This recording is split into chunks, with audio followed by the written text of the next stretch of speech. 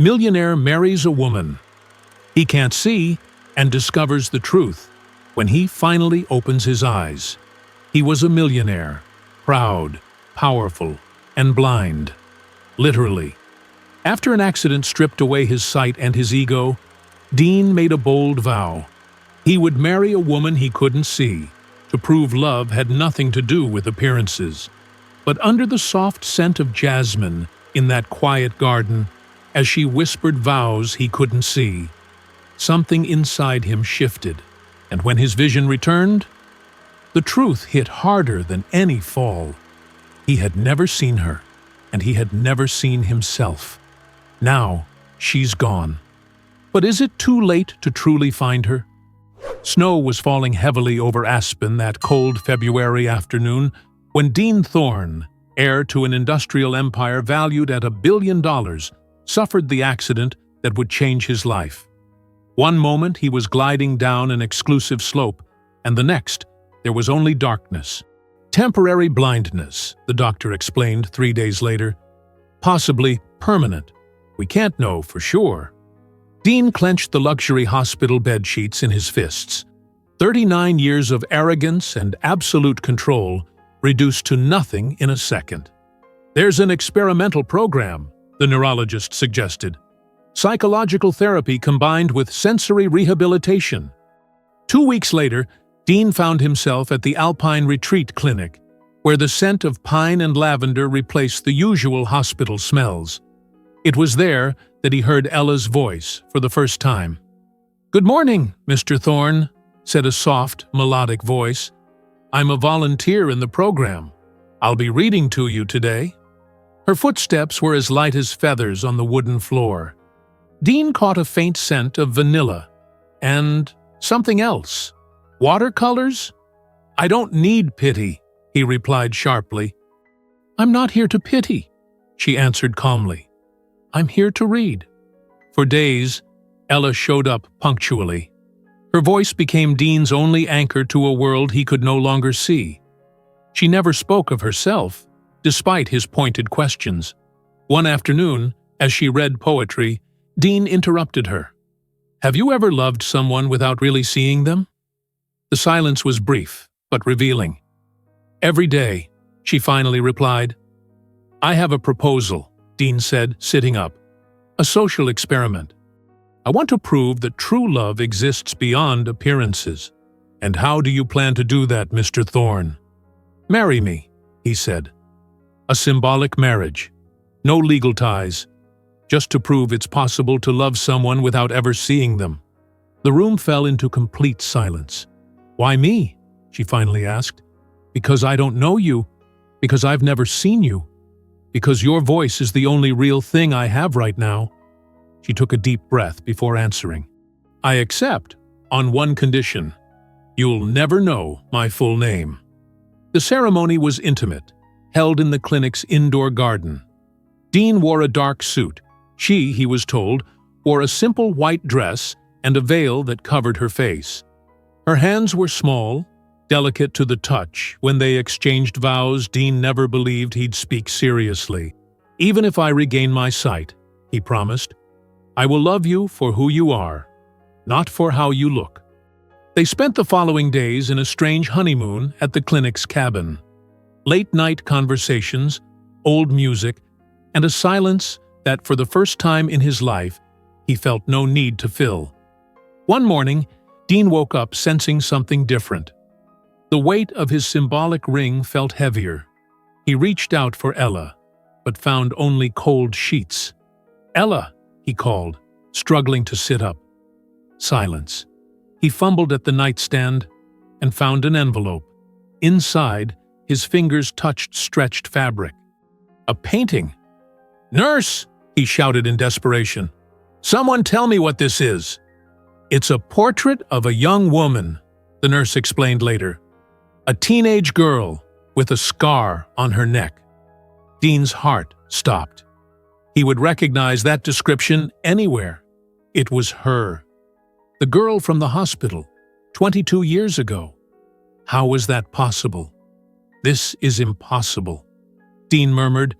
his fingers obsessively tracing the edges of the canvas Ella had left behind.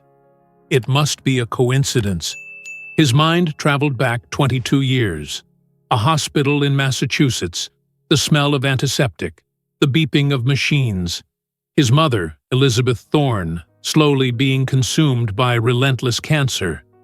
Dean was 17 then, the rebellious heir, abandoned in that critical moment by a father who chose to close a business deal in Tokyo over saying goodbye to his dying wife. "Promise me you won't lose yourself when I'm gone," his mother had asked, her sunken eyes locked on his. "I promise," Dean lied, already knowing he was lost. It was that night when he saw her for the first time. A teenage girl, around 15 years old, silently entered the room. She wore worn-out jeans and a plain t-shirt. What caught his attention most was the scar on her neck, a fine, pale line that disappeared beneath her collarbone. "Excuse me," Dean said with hostility. "This is a private room." The girl didn't respond. She simply pulled out a small book of Psalms and began reading with a melodic voice, as if she knew exactly what his mother needed to hear. Elizabeth Thorne, who hadn't spoken for days, reached out her skeletal hand toward the girl. The girl stepped closer and took it. "If my son ever falls," Elizabeth whispered with effort, "please, be there for me." The girl nodded solemnly as Dean watched the scene, confused and annoyed by the intrusion, too numb with grief to understand. When the nurses arrived, the girl disappeared as silently as she had entered. Dean never learned her name, nor how she got into a restricted room. Back in the present, in the darkness of his blindness, Dean felt a chill run down his spine. "I want the clinic records reviewed," he ordered his assistant over the phone. "I need Ella's full name." "Sir, she's only listed as E. Rose in the volunteer records." "That's impossible. There has to be more. An address, a phone number." "Nothing, sir." According to the staff, she left in the middle of the night. She left a resignation letter thanking them for the opportunity. Dean slammed his hand against the wall in frustration. "What about the doctors? Someone must know something." "No one knows anything, sir. Or at least, no one's willing to speak." That night, Dean couldn't sleep. The pieces didn't fit. How could Ella be the same girl from 22 years ago? How did she know who he was? Had she recognized him immediately? What disturbed him the most was that the portrait, as described, showed the girl exactly as he remembered her, not as she would look now, 2 decades later. "This makes no sense," he whispered to himself. The next morning, Dean was awakened by his doctor. "We have the results from the latest tests," the doctor announced. "There's a possibility. An experimental laser procedure that could partially restore your vision." For the first time in weeks, Dean felt a spark of hope. Not for the possibility of seeing again, but because, with vision, he might find her. "When can we do it?" "It's risky, Mr. Thorne. The side effects." "When?" Dean interrupted. The procedure was scheduled for the following week. While the doctors prepared everything, Dean had the portrait transported to his home in New York and stored in his personal safe. The night before the surgery, Dean had a dream. In it, he saw Ella painting frantically, repeating, "I promised to be there when you fell." He awoke startled, with a chilling certainty. She hadn't approached him by chance. She had been waiting for him. For years. "Who are you, really?" he whispered into the darkness. The morning of the surgery, as they prepared him, Dean had a haunting feeling. If he regained his sight, he might lose Ella forever. But it was too late to turn back. The last image before the anesthesia took over was the blurry memory of a scar on a young neck, and the promise made to a dying woman. "Try these," the ophthalmologist instructed, adjusting the special lenses on Dean's face. 3 weeks had passed since the experimental surgery. The world was no longer completely black, but rather a blur of shadows and light, like looking through cracked, fogged glass.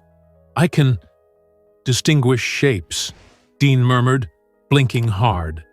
The doctor's silhouette was just a faint outline against the bright window. This is an extraordinary breakthrough, the doctor replied. Most patients with your diagnosis don't recover even this much. Dean didn't feel gratitude, only impatience. Every day with limited vision was a day wasted in his search for Ella. The next day, he was discharged with a strict medication regimen and scheduled checkups. His first stop was the Alpine Retreat Clinic. "I'm sorry to inform you we have no additional records for E. Rose," explained the director, visibly uncomfortable in the presence of the powerful businessman. "Volunteers sign confidentiality agreements, but they also have the right to privacy." Confidentiality? Dean adjusted his dark glasses, trying to focus on her blurred face. "I married her, for God's sake." "It was a symbolic ceremony, Mr. Thorne, not legally binding." Dean clenched his fists. "Who else worked near her? I need to speak with someone who knew her." The investigation was fruitless. No one remembered significant details. It was as if Ella had existed only for him. Dean hired private investigators who combed through volunteer clinics and hospitals across the country. Nothing. No E. Rose matching her description. One day, while reviewing reports in his Manhattan apartment, his assistant made a casual comment. "The description of the painting style reminds me of an exhibit I saw in Brooklyn a few months ago. Portraits of people with their eyes closed. Do you remember the name of the gallery?" Dean sat up instantly. The gallery was a small space in Williamsburg. The owner, a bearded man in his 40s, denied knowing any artist named Ella or E. Rose. However, he mentioned something that caught Dean's attention. "From your description, it sounds like the work of the silent painter. She never shows her face at exhibitions. Her works arrive by courier. Her identity is part of the mystique. Is there any way to contact her?" "I'm sorry. The only intermediary is a gallery in Boston, Artemis Gallery, in Beacon Hill." Dean flew to Boston that same afternoon. With his vision still hazy, he needed his chauffeur to guide him through the cobbled streets of the historic district. At the gallery, a tall woman with silver hair tensed visibly when Dean asked about E. Moreno. "We don't have any of her works available," she replied curtly. "I didn't come to buy," Dean insisted. "I need to find her." The woman studied him coldly. "Why would someone like you be looking for an unknown artist? It's personal." "Everything is personal with art, Mr. Thorne, especially E. Moreno's." Dean noticed the woman had subtly positioned herself to block a side door. "Is there one of her works back there? I want to see it." "I'm sorry, that area is private." Dean tried to move forward, but his poor vision betrayed him. He stumbled slightly. "Stop," the woman ordered, "or I'll call security." Frustrated, Dean handed her his card. "Tell her to contact me. It's important." "As important as selling part of your company?" the woman asked with an enigmatic smile. Dean froze. "How do you know that?" "News travels, Mr. Thorne, especially when a tycoon starts liquidating assets to fund." "What was it? An art exhibit?" That night, on his private jet back to New York, Dean made a decision. He would sell 15% of his shares to create an exhibit so massive that Ella could not ignore it. "You've lost your mind," his father spat when he visited the mansion to hear the news. "You're going to risk the family legacy over a romantic fantasy?" "I don't expect you to understand," Dean replied coldly. "Understand what? That you've gone soft? That you let emotions cloud your judgment like no true Thorne ever would?" His father's words lit something primal in Dean. A true Thorne? Like you, who loved Mom with your eyes while betraying her with your body? The silence that followed was glacial. "Get out of my house," his father ordered at last. As his chauffeur drove him back to the city, Dean received a call. "Mr. Thorne, I'm from Artemis Gallery in Boston. I have a message for you." "From her?" "Not exactly. Just this. Worcester, Massachusetts. St. Joseph's School for Children with Hearing Disabilities." Dean ordered the driver to change course immediately. The red brick building of St. Joseph's School stood modestly among century-old trees. Dean, wearing his special glasses and carrying a cane he rarely used in public, paused in front of the entrance. A carved wooden sign read, "We educate with hands, heart, and soul since 1923. "I'm looking for information about a teacher," Dean told the receptionist, an elderly nun who studied him with curiosity. "An artist who taught here, E. Moreno." The woman squinted. "You look familiar." Dean hesitated. What was he to Ella, exactly? "I'm someone looking for her." The nun studied him over her glasses. "Miss Moreno no longer works here." "When did she leave?" "About 6 months ago. Quite suddenly." A boy of about 10 approached the desk, holding colorful drawings. He noticed Dean's presence and looked at him with interest. "Jason," the nun said slowly, signing as she spoke. "This gentleman is asking about Miss Ella." The boy's eyes lit up. He quickly searched his backpack and pulled out a sketchbook. Flipping through pages, he stopped on one that caught Dean's breath. A childlike portrait, unmistakably of himself. "Did Ella teach you to draw me?" Dean asked, amazed. Jason didn't answer verbally, but nodded enthusiastically. He flipped the page. There was a drawing of a man with a blindfold, holding a white cane identical to the one Dean now leaned against the counter. "They were her class projects," the nun explained. "People who overcame difficulties. She always tried to inspire the children with real stories." Dean felt a chill. "Did she know I would come?" The nun shrugged, but her eyes revealed she knew more than she was willing to say. Jason tugged gently on Dean's sleeve and handed him a paper napkin. On it, he had quickly drawn a pair of closed eyes. "Thank you," Dean whispered, placing it carefully in his pocket. As he walked down the hallway toward the art room, Dean noticed familiar drawings. The same subtle style, the same way of capturing essence with minimal strokes, just like the paintings Ella had made for him during his recovery. A younger teacher found him admiring the work. "Are you interested in our art program?" she asked kindly. "I'm looking for Ella Moreno." The woman's smile faded. "She left after the incident." "What incident?" The teacher hesitated. "I really shouldn't." "Please," Dean urged. "It's important. A man came looking for her. Someone rich, arrogant. He demanded to see her. Said he had a proposal. She couldn't refuse. She left that very night. Only left a note. I must keep my promise in another way." Dean turned pale. "What did the man look like?" "I didn't see him. But Angie, the secretary, said he arrived in a black limousine with the Thorn Industries logo." Dean staggered, bracing himself against the wall. Someone had used his name, his company. Any idea where she might have gone? She only ever mentioned one place as special, a chapel outside Burlington, where something important had happened in her life. Burlington, Dean remembered clearly. The symbolic ceremony had taken place in a small chapel on the grounds of the Alpine Retreat Clinic near Burlington, Vermont. That same afternoon, Dean rode back roads with his chauffeur. His vision had improved enough to make out the winding path through wooded hills. The chapel was abandoned. Dry leaves covered the floor of the small sanctuary.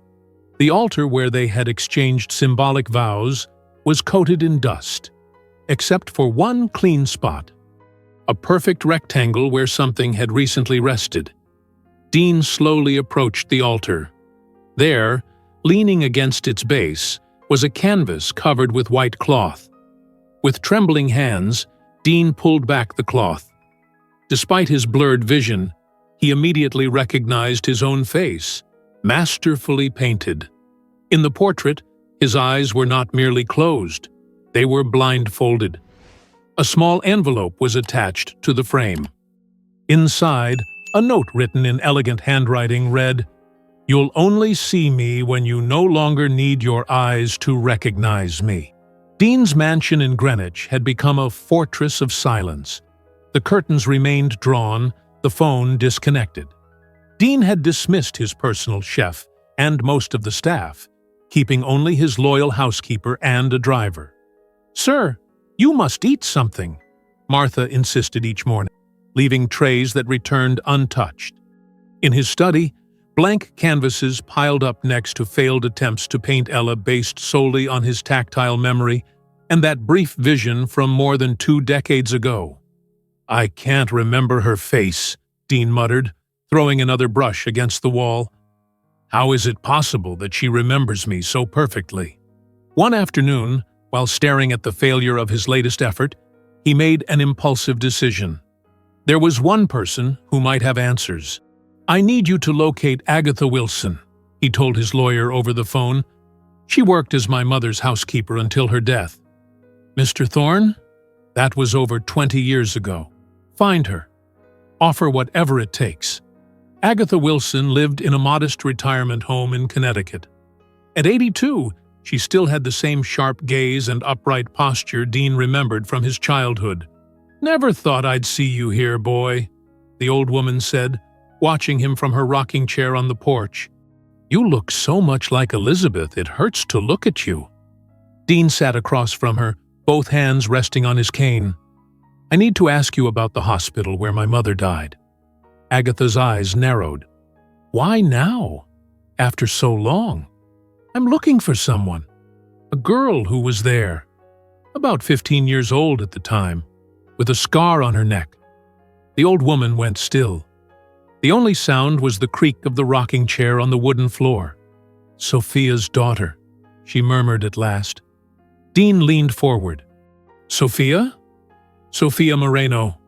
The private nurse I hired for your mother when the hospital doctors gave up."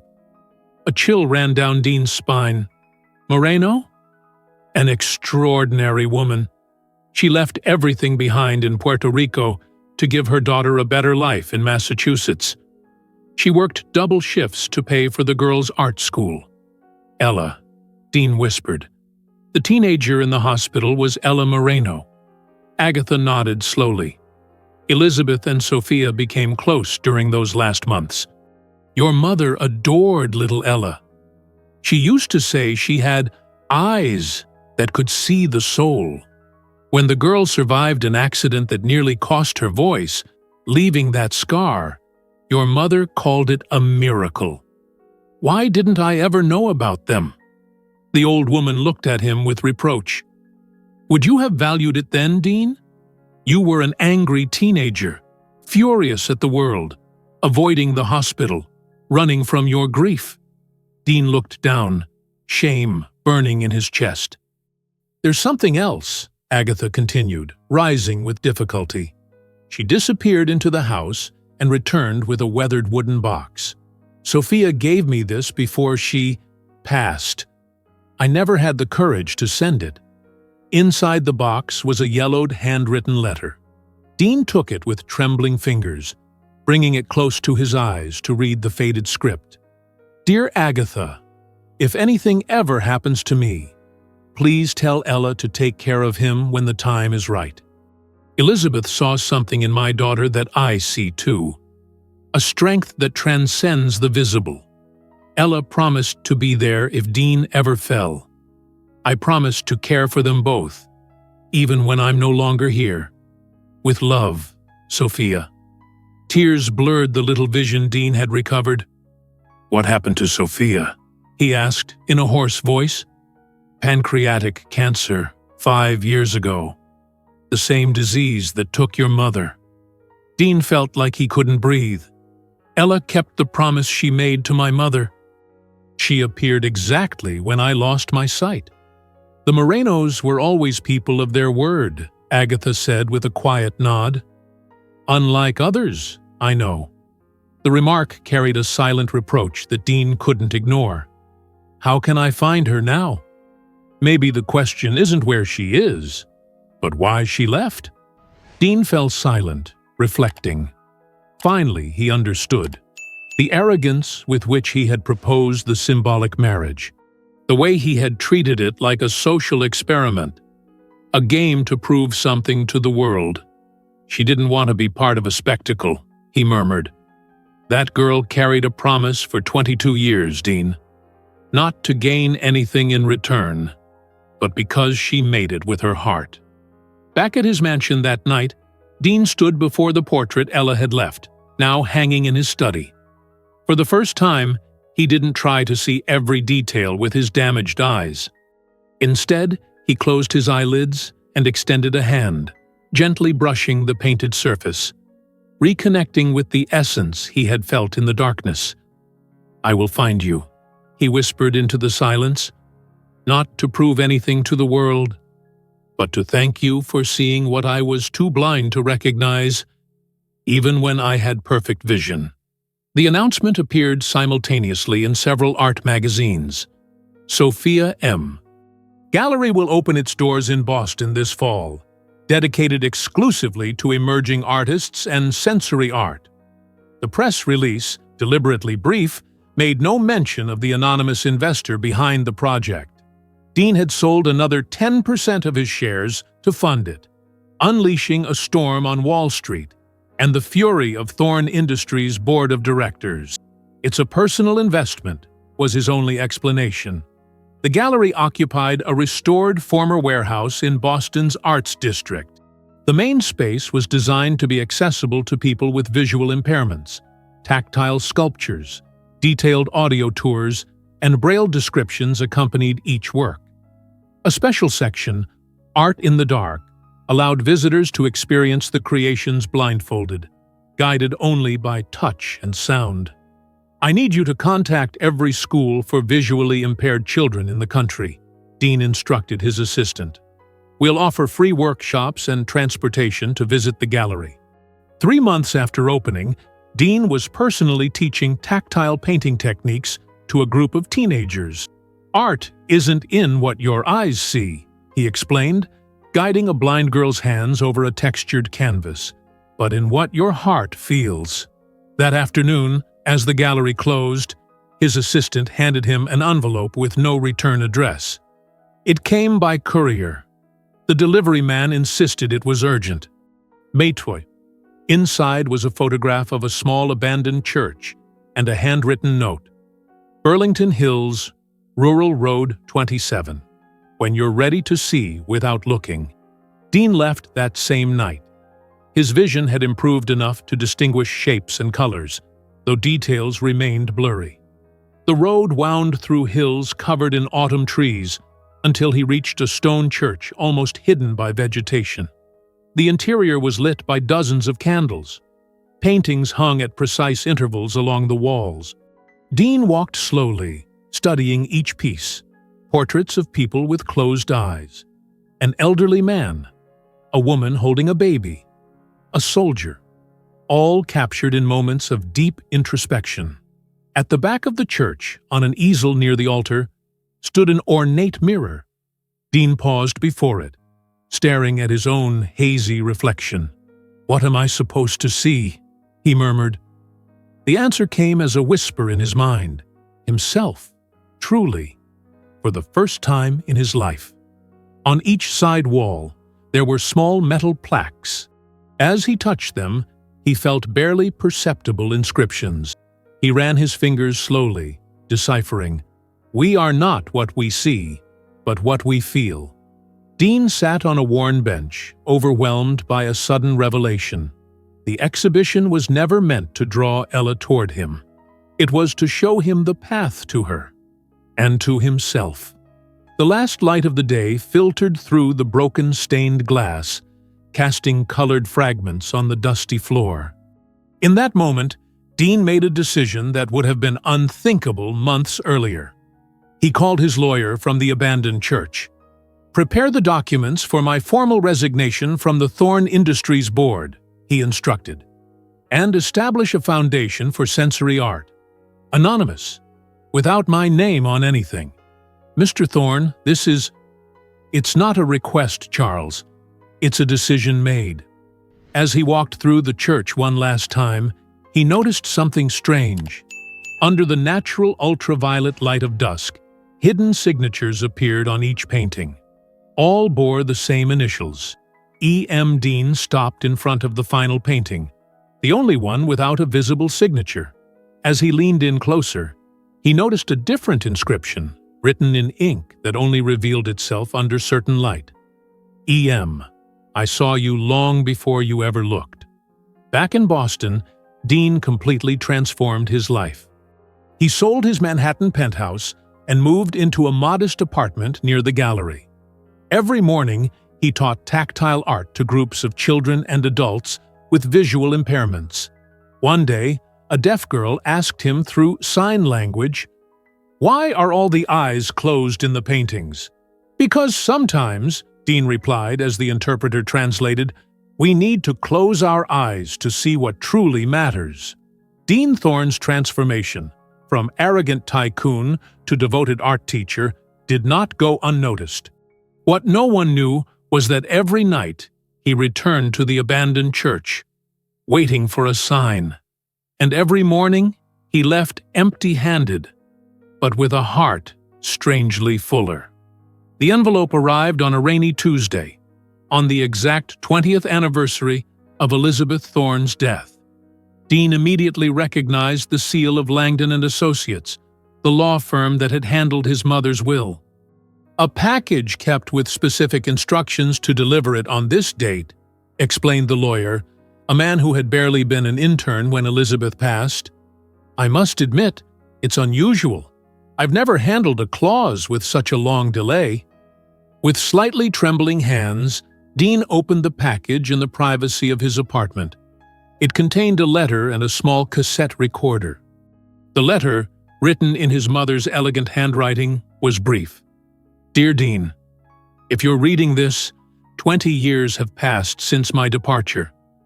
I don't know what kind of man you've become, but I hope you've found something more valuable than the power or wealth your father always chased. There's something I never told you. During my final months, our family was bankrupt. Your father had lost nearly everything in reckless investments. The reason we were able to keep the house, the reason you finished college, wasn't a financial miracle like your father told you. It was Sophia. Listen to the recording. Some things must be said in one's own voice. I love you, Mom." Dean inserted the tape into the recorder with a surreal sense of anticipation. After a moment of static, his mother's voice, weak but steady, filled the room. "Dean, my stubborn boy. Sophia Moreno wasn't just my nurse. She was the one who saved our family's legacy. The mortgage, your college tuition. It was all paid with her life insurance money. She arranged it all when she realized she was sick too, though she didn't tell me at the time. She made me promise never to tell your father, who was too proud to accept help. She appeared in my final days. Her daughter, that extraordinary girl with the scar. Dean, if she ever returns to your life, trust her. Some souls see beyond what is visible. She saw you, truly saw you, even when you couldn't see her. If you ever find yourself lost, she'll know how to find you." The tape ended with a long silence, followed by Elizabeth's whispered words, "Learn to see with your heart, my son." Dean replayed the tape 3 more times, each word digging deeper into his soul. Everything he thought he knew about his family, about the Thorne fortune, began to crumble. He drove to the family mansion in Greenwich, where his father, now 78, lived among his trophies and memories. "Did you know the truth?" Dean asked bluntly, finding his father in the study surrounded by family photos that felt like relics from strangers. "Did you know Sophia Moreno saved our family from bankruptcy?" The old man visibly paled, but maintained his characteristic proud demeanor. "Your mother should never have told you." "She didn't. I found out 20 years later." Theodore Thorne poured himself a whiskey, with hands Dean noticed were trembling for the first time. What difference does it make now? What matters is we preserved the family legacy. I recovered everything I lost, and more. You didn't answer my question, Dean insisted. Did you know Sophia's daughter was the girl from the hospital? The one who's been keeping a promise for over 2 decades? His father's silence was answer enough. You saw her return, didn't you? When I lost my sight. You recognized her. Theodore slammed his glass onto the desk. What did you want me to do? Let some stranger near my vulnerable son? Allow some no-name artist to threaten everything we built? What did you do? Dean's voice turned cold. I sent someone to speak to her, to offer a generous settlement in exchange for her silence and her permanent distance. Dean clenched his fists so tightly, his knuckles turned white. Was that when she disappeared from the clinic? Theodore looked away. It was best for everyone, for the company, for our legacy. Our? Dean gave a bitter laugh. You chose money over truth, control over gratitude, as always. Don't judge me, boy, what I did. I'm not your boy anymore, Dean cut in, and I don't need to judge you. You've been judging yourself your whole life. Dean left the mansion with a sense of freedom he'd never known. The next morning, he sent his formal letter of resignation to the Thorne Industries board. He moved into an even smaller apartment in an artist neighborhood where no one knew his last name. Each day, he painted, inspired by his memories with Ella, creating works that didn't capture forms, but the emotions he had felt during those brief days of shared darkness. The final painting in the series was a self-portrait, not as the magnate he once was, but as the man he had become. Eyes closed, wearing a smile of peace he had finally found.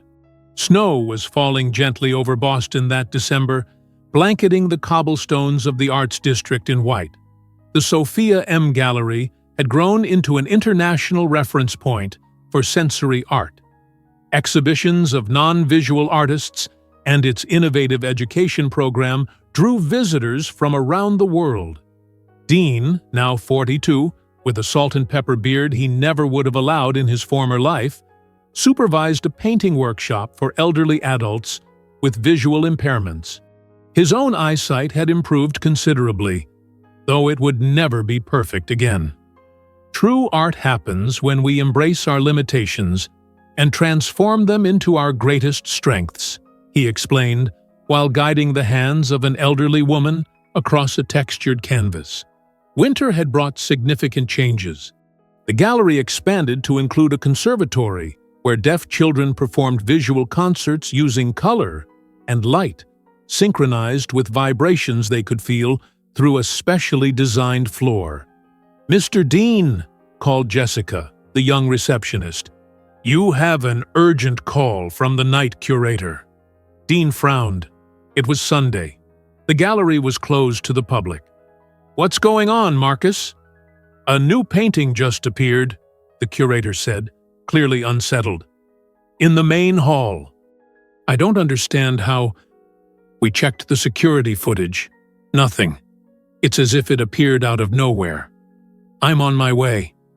The 15-minute drive through snowy streets felt endless.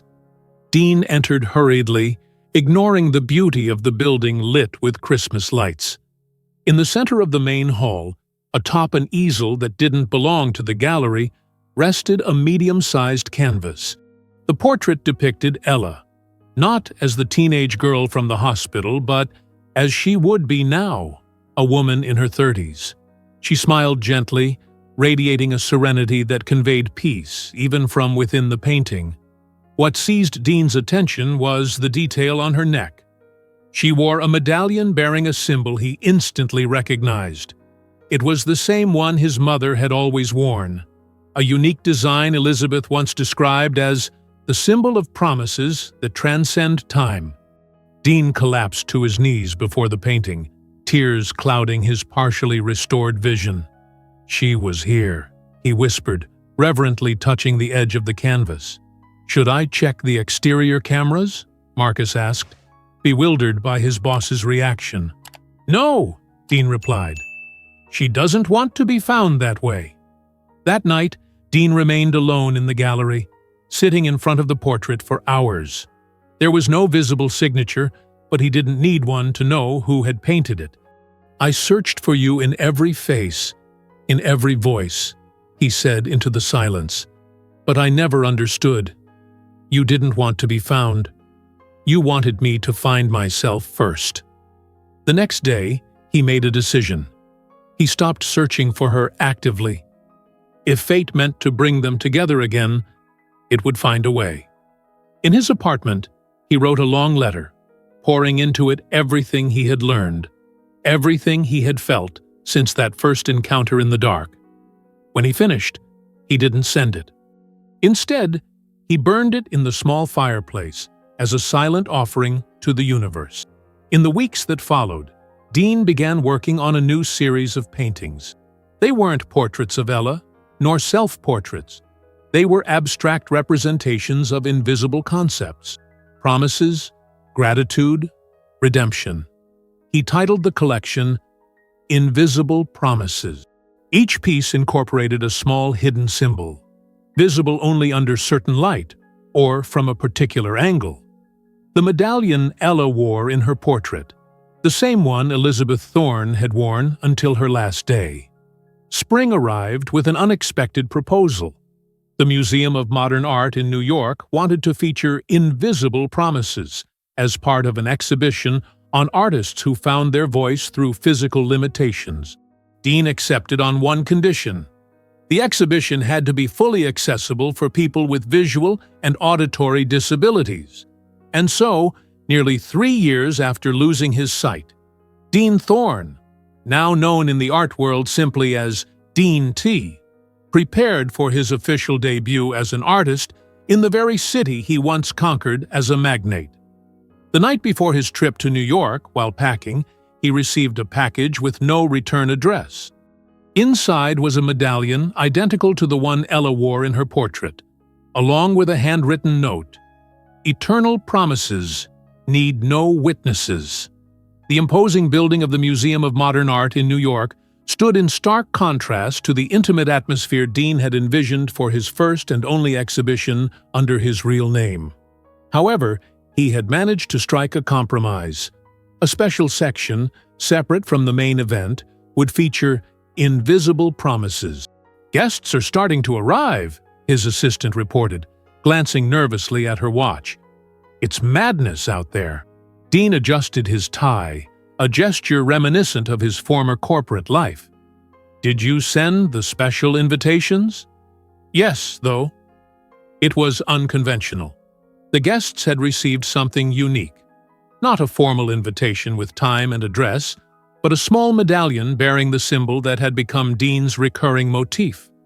On the back, only a phrase: "When you are ready to see." Those who recognized the symbol, mainly artists from the sensory circuit and people connected to the Sophia M. Gallery, knew where to go. The secret exhibition was mounted in a restored textile factory in Brooklyn, far from the museum's official event. After a brief appearance at the formal opening, Dean personally drove to the site. The factory, illuminated only by strategically placed soft lighting, created an almost mystical atmosphere. The artworks were arranged in a circular pattern, like a labyrinth leading to the center of the room. Each painting shared common elements: characters with closed eyes, interlaced hands, and always, hidden in some detail, the medallion symbol. There were no conventional descriptive plaques.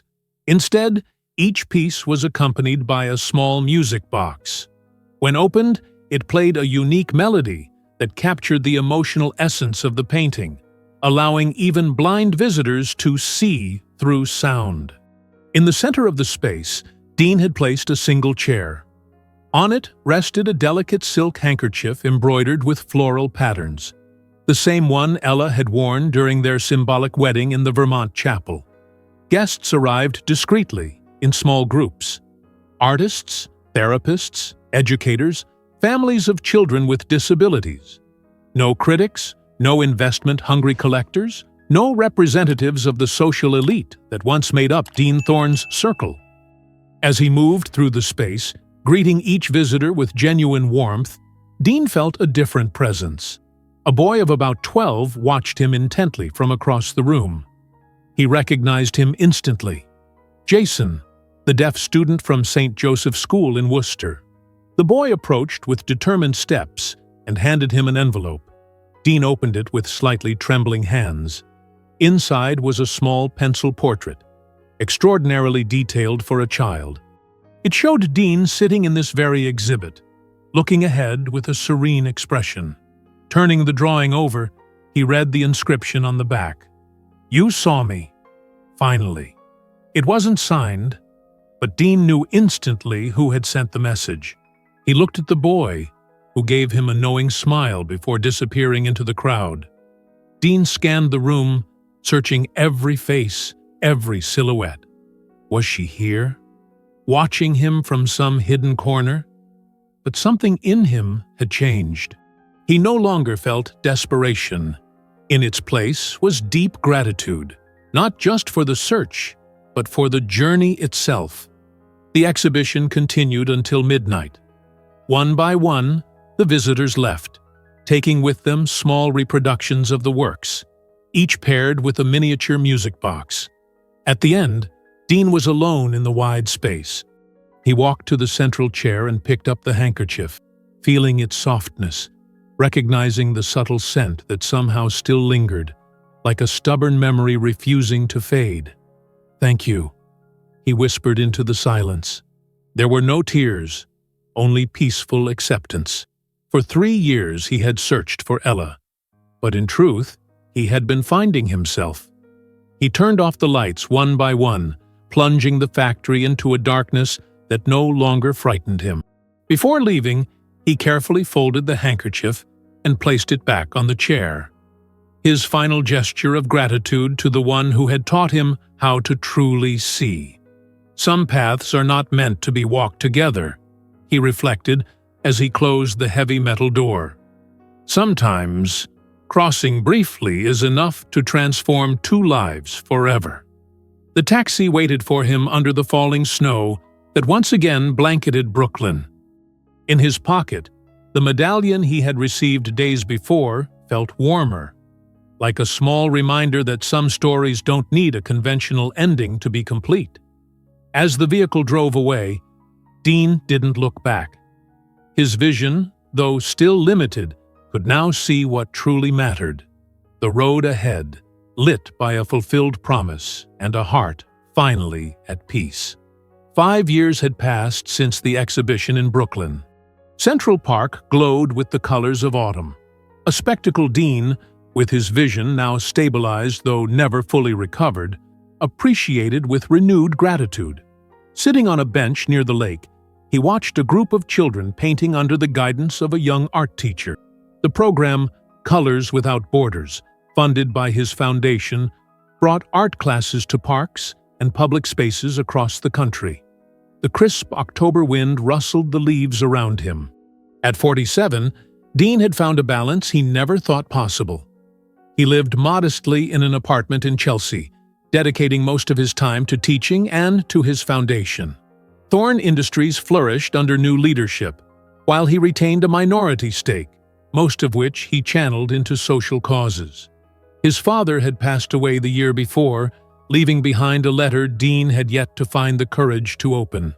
The peace of the afternoon was interrupted by soft footsteps approaching.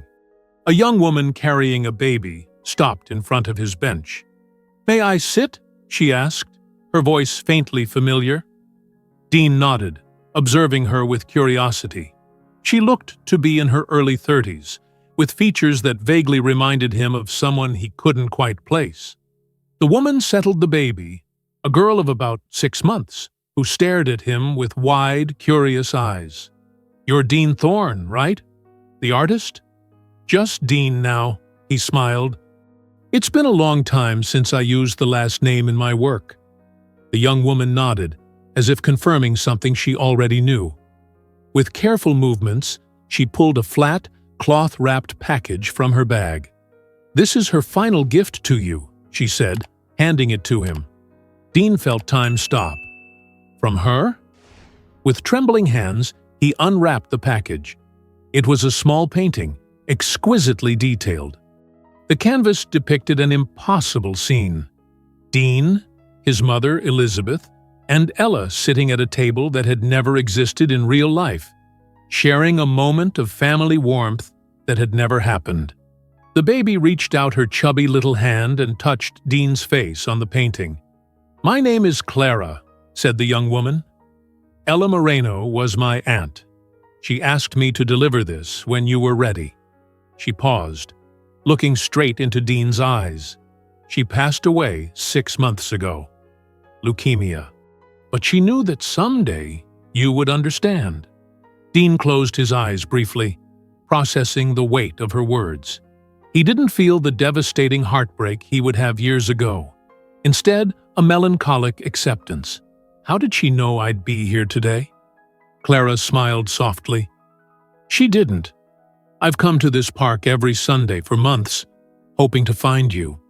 It was important to her that you receive this at the right time. Why didn't she come herself before—" Dean couldn't finish the question. "She believed some stories don't need a traditional ending to be beautiful," Clara replied. "She told me you shared something that existed beyond time and space, that you recognized each other in the dark. And that was enough." The baby cooed happily, breaking the intensity of the moment. Dean then noticed a small medallion hanging from the child's neck, identical to the one he'd carried in his pocket for years. "Her name is Ellie," said Clara, stroking the baby's dark curls. "My aunt left us both under her protection, though she never expected us to know it. She set up a fund for Ellie's education and for my medical school." Dean couldn't help but smile at the irony. Ella was still caring for others, even after she was gone. "May I?" he asked, extending his arms toward the little one. Clara handed Ellie to him, and the baby immediately grabbed his tie with curiosity. "She has her eyes," Dean noted. "That gaze that sees beyond the obvious." After a while, he returned the baby and stood up. He needed a moment alone. "We'll come back next Sunday," Clara said, understanding. "If you'd like to know more about her." Dean nodded, grateful for the space and the chance. He walked to the edge of the lake, where he took a small stone from his pocket, carved with the medallion's symbol. He held it for a moment, then gently dropped it into the water, watching the ripples spread across the surface. As he walked away, the feeling wasn't one of loss, but of continuity. The invisible camera rises, showing the park, the lake shimmering under the autumn sun, the painting momentarily left behind on the empty bench, and Dean walking with steady steps, not toward the past, but toward a future that, somehow, Ella had helped create. And in the air, almost like a secret whispered by the wind, lingers the deepest truth of this story. Some loves are only seen when we close our eyes. In the end, Dean didn't find Ella with his eyes. He found her with his heart. This wasn't a story about blindness, but about finally seeing what truly matters. Love without pride, promises kept in silence, and the quiet redemption of a soul. Sometimes, those who walk away do so to leave us better. What if the person you've been searching for was already there, long before you ever looked? What did you feel watching this story? If this touched you, subscribe to the channel, turn on notifications, and hit the like button. Leave a comment telling us what country or city you're from. It helps us create stories that truly connect with you. And don't forget to click on the final video card to watch another powerful story waiting for you. Thank you for being here with us.